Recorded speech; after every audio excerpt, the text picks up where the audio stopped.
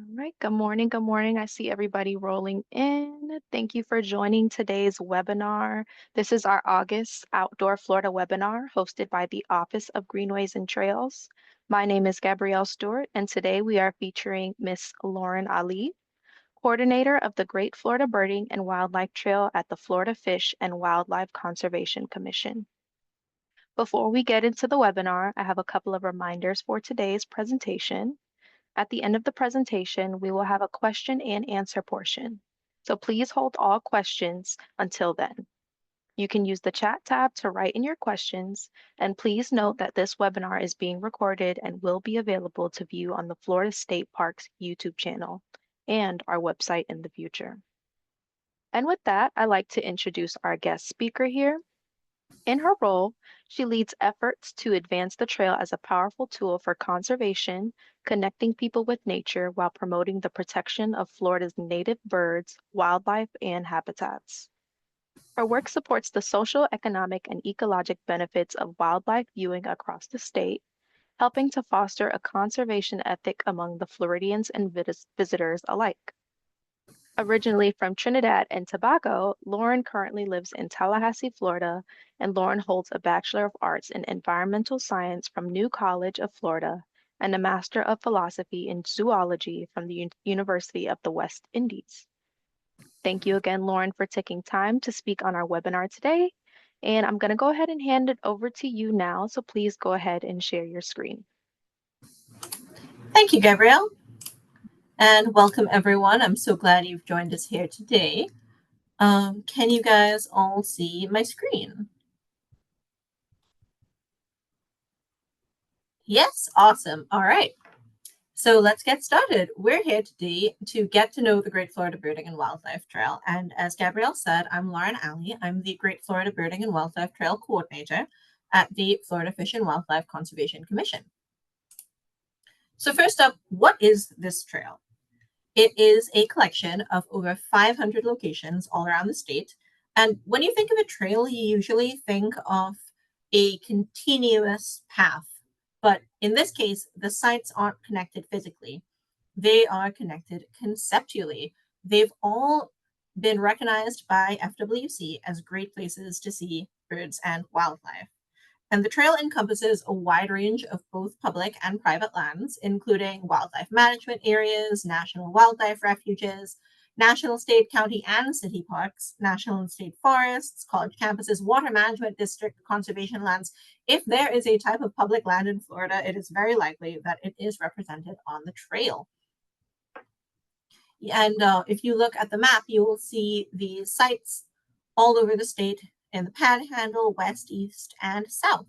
And you can also see an image of the Great Florida Birding and Wildlife Trail sign. So that's our logo, a swallow-tailed kite.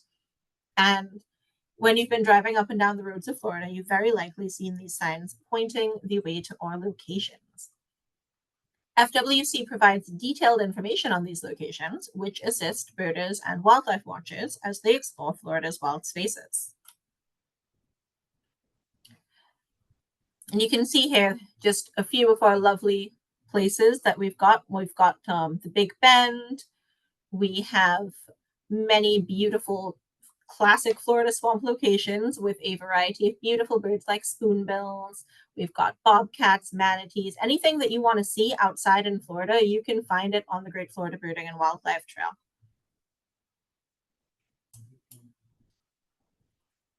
So a little bit of history of the trail. It is actually the second birding trail in the country. It was inspired by the first birding trail, which was the Great Texas Birding Trail. And the Great Florida Birding Trail was proposed by Florida Audubon in the late 90s. And you can actually see here some of the original invitations to the groundbreaking ceremonies. It became an FWC program and officially launched in 97 and started out only as a birding trail. But we added the wildlife to the trail later because it turns out that most people who are interested in seeing birds are also interested in wildlife. So who are these people that we're serving? They're birders and wildlife watchers, and that means anyone who intentionally observes birds and wildlife. That means anyone who does wildlife photography, gardens to attract wildlife, travels to natural spaces to see wildlife, or even watches wildlife in their own backyard. So even if you don't identify as a birder or a wildlife watcher, if you do any of these things, you actually are. In fact, anyone can be a birder or a wildlife watcher, and it's really popular throughout the state with both locals and visitors, and has been rated as the second most popular activity in the state after going to the beach, which is pretty hard to top.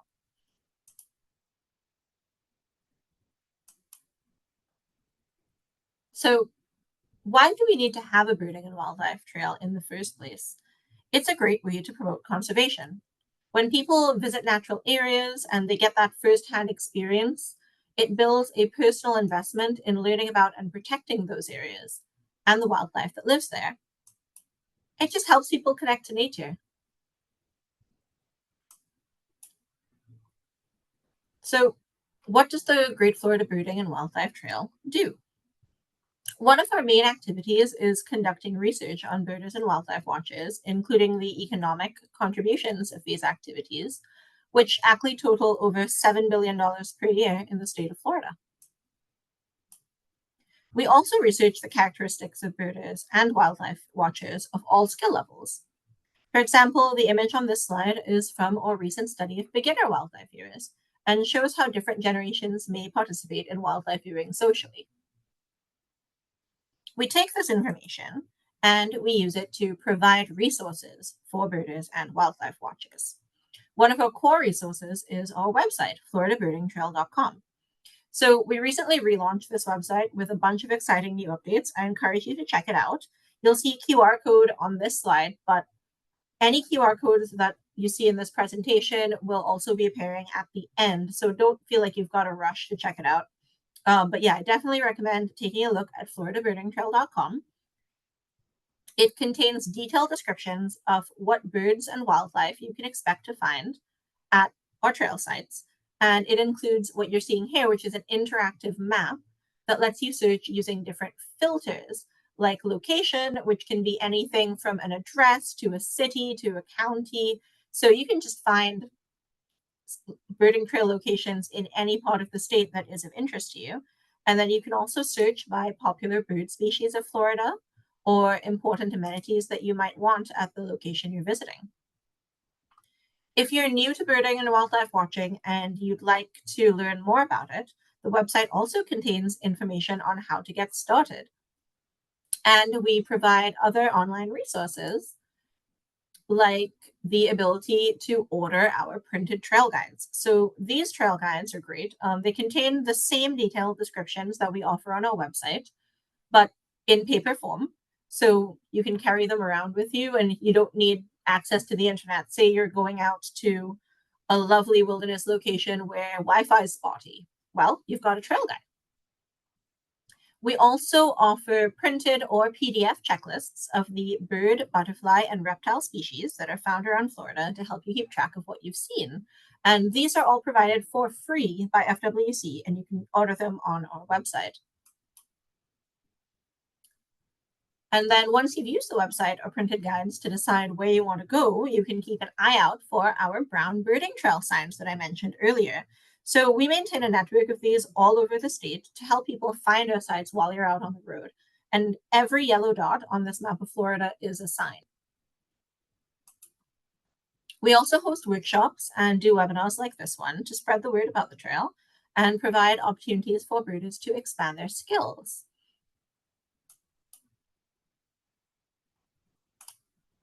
We attend festivals and events to connect to the community. And we publish our monthly Kitetails newsletter, which covers a variety of bird and wildlife research, conservation efforts, and trail news and events. If you're interested, you can use the QR code to subscribe. But again, remember, these are all going to be up on the screen again at the end of the presentation. We often get asked about how new sites are added to the trail. So we'll just do a quick review of the criteria and process for that. Every site needs to provide visitors with good opportunities to see birds and wildlife. This usually means that the site is also a good habitat for birds and wildlife and should be managed such that it is not negatively impacted by human use. Sites also need to be safe, meaning that they're free of serious safety hazards and with well-maintained trails with clear signage. Now, realistically, some of these sites are in wilderness areas and they're prone to things like hurricane damage or flooding, etc. But once the sites are being maintained such that the public is being directed to the safer areas of the site, that's totally fine. And while it's not a requirement, it is also a big plus if a site has ADA accessible features, because many wildlife viewers are, well, wildlife viewers can be anyone, they can be any age, any ability, and we got to make sure that people are able to get out and enjoy Florida. It's also preferred if a site offers nature focused educational opportunities. It's not a requirement, but it's highly encouraged. And these can be anything. They can be in person, printed, online. They can be anything from a full nature center with guided tours to a few kiosks along the trail, telling people about what you can see there, or even educational snippets on the site's website. To add a site to the Great Florida Birding and Wildlife Trail, someone has to apply during our intermittent open site nominations. We're not accepting nominations at this time, so it's not currently possible to add a site to the trail. But when the process is open, anyone can make the nomination. However, the site management has to commit to the partnership. And the nominator has to prove that the site meets our core criteria, which we've just described, has to complete nomination paperwork, and also commit to funding the installation of those road signs that we were talking about earlier. Now, anyone who is interested in nominating a site is encouraged to reach out to me to get more information about these instructions for applicants that you can see on the screen right now, because even though we are not currently accepting new sites, we want to make sure that anyone who's interested has enough time to prepare so that you're able to send in the best nomination possible when we do hold them. Adding sites is mostly pertinent to land managers, but for those of you who are interested in getting more involved with the Great Florida Birding and Wildlife Trail as a birder or a wildlife watcher, please do reach out to me about joining our Trail Scouts volunteer program.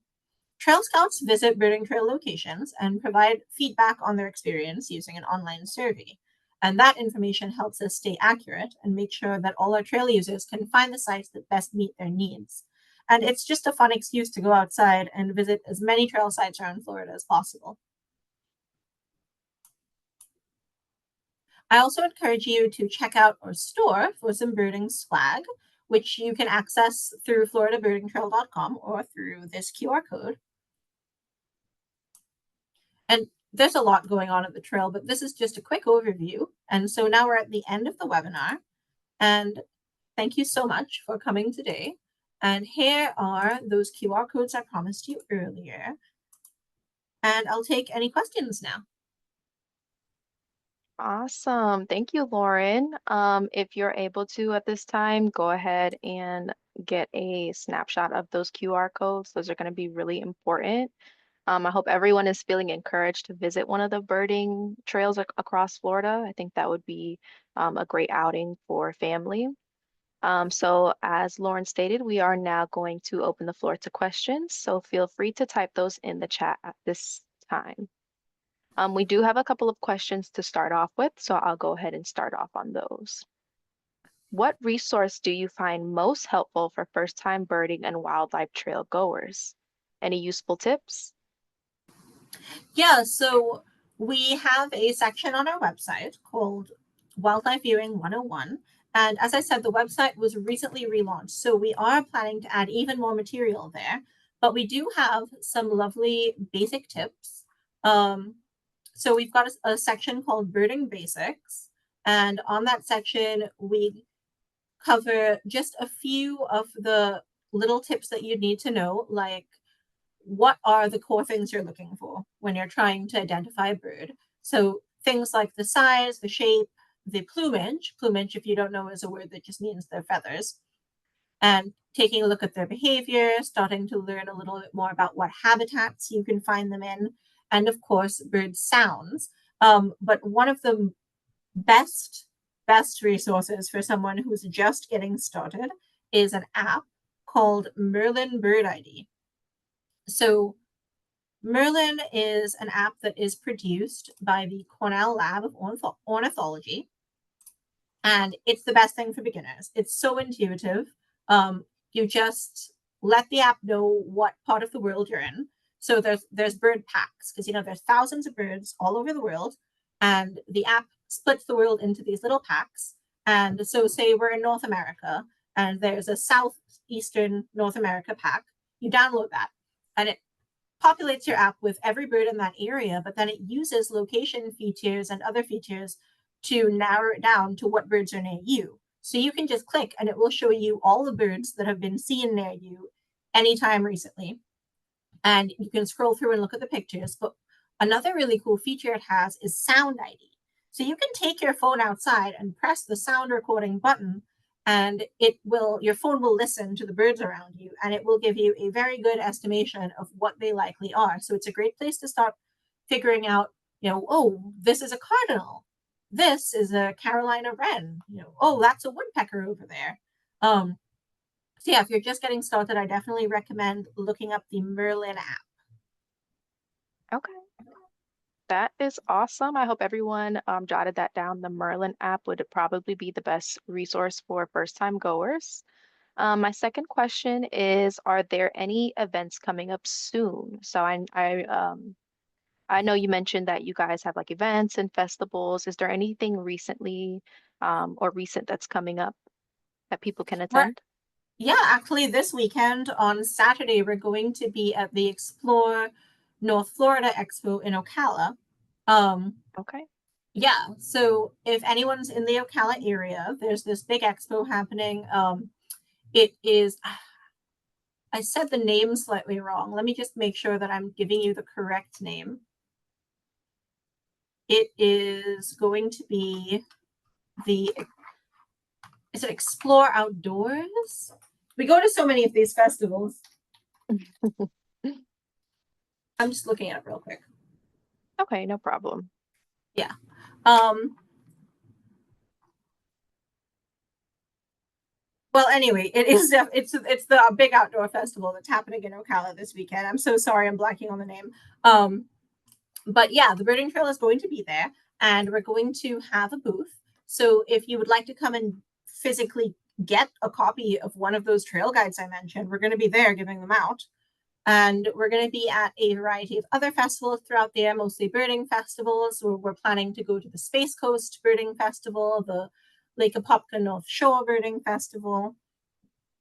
And of course, we have, as I mentioned, more than 500 sites all over the state. And a lot of those have their own little celebrations as well. We can't be present at every one, but we often offer support.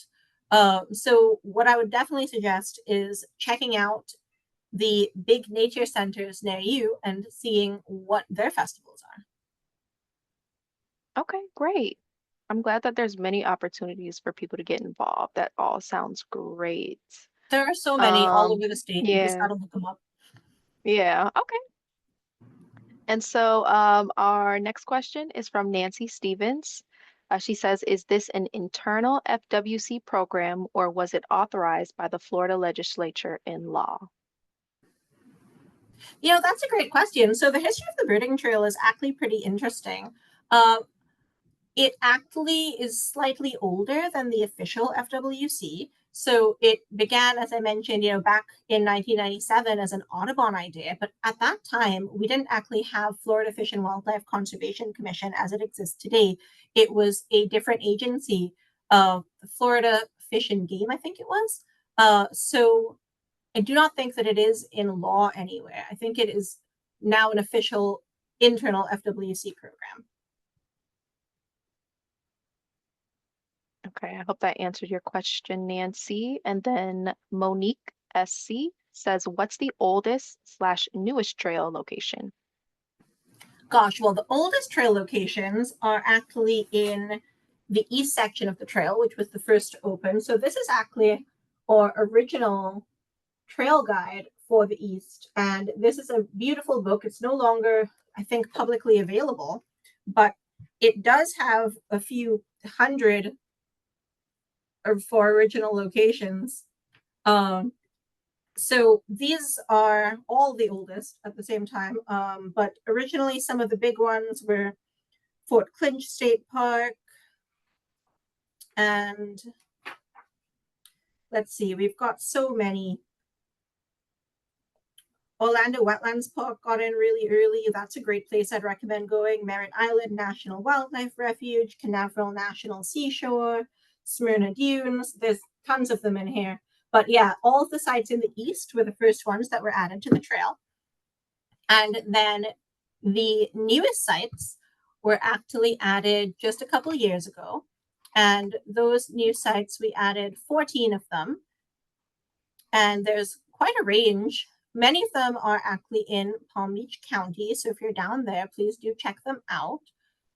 We've got places like Robert B. Hailing Freedom Park in St. Augustine, which is a lovely little park. It's an urban park. So what you do is you drive up and it's just a little track, but what it does is it overlooks the salt marsh. So if you set up there with a scope, you can see tons of things. And there's all sorts of sparrows that show up there. So that's one that I particularly enjoyed. There's also Ocala Wetland Recharge Park, which is another urban one. And I'm calling out the urban ones because they are the most beginner friendly. But there's also a lot there for an experienced birder to enjoy as well. So at Ocala Wetland Recharge Park, it is this little man-made wetland inside of Ocala, and it's completely ADA accessible. And you can just walk around and see all sorts of birds. There's gallinules and things, many reptiles as well there, which is great.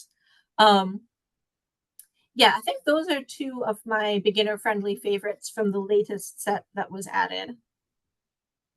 Okay, thank you for that. And then Samantha Costers asks, are the free printed trail guides for individuals, or could a bundle be ordered for distribution at our county visitor center? Yes, so our order system is set up to respond to orders for individuals, but if you want to order in bulk, that is possible. We can send you a box. You can reach out to me directly for that, or alternatively, if you do use our online ordering system, you can say there that you are asking for a visitor center and you are requesting a full box. But yeah, we can definitely fulfill that. Okay. And then Carlos Castro asks, do you have those brochures slash flyers available for distribution to the public? State Park looking to give them out to the public. So I guess that would be the same thing. Yes, so we are limited right now in the number of bulk orders that we can fulfill for the trail guides, but we can definitely do at least a few of those. So what we generally do is whatever region you're in, we'll send you guides for your region. So we won't send like the whole state of Florida. Like if you're in South Florida, we're unlikely to be able to send you panhandle guides because we need to be able to provide those to the panhandle folk. Um, but yeah, whatever your region is, we can probably send you a box. And we can definitely also provide the checklists, the bird, butterfly, and reptile checklists. And we can also send rack cards that have the basic information about the website. I'm sorry, about the trail and a QR code to get to the website. Okay. And then Katie McNeil says, sorry, I missed the beginning of the webinar. Are these trails managed by FWC or just added to the trail database, but managed by individual owners? Just curious on the structure of the program. Yeah, no problem at all. Yeah, we did cover that at the beginning of the webinar, and it is a partnership program. So we've got more than 500 sites, but a lot of them are not managed by FWC. I mentioned that basically every type of public land in Florida is represented. So we've got land managed by FDP, we've got land managed by the water management districts. We even have some things like college campuses, the odd military base. Um, we have even some private sites. So one really cool private site, for instance, is St. Augustine Alligator Farm. And now that one you have to pay to enter because they sort of operate it like a zoo. But what we're sending people to see is not the zoo section, it's the wild birds that nest there. So during nesting season for wading birds every year, because they have these open outdoor enclosures where the alligators live. Um, you may be aware, some of you, that wading birds like to nest above alligator areas because that keeps out predators for them like raccoons, possums, etc. They can't really get past the gators very well, so it protects their chicks up in the trees. And so this alligator farm actually draws just dozens and dozens and dozens of wading birds of all kinds. When I was last there, we saw baby spoonbills. They were very cute. Um, but yeah, so they attract a lot of wild birds. So even some private sites are on the trail. Okay. And then Richard Plate says, do you have any volunteer opportunities available? I teach a UCF course that requires service hours with environmental organizations slash programs and would love to send some students your way. Yes.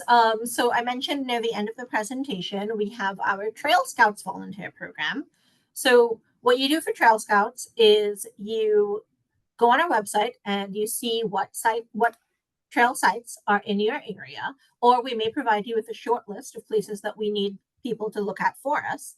And then you go there and you fill out an online survey that you can do on your phone or your computer. You can fill out the survey while you're there, or you can wait until you get back from your trip and then do it.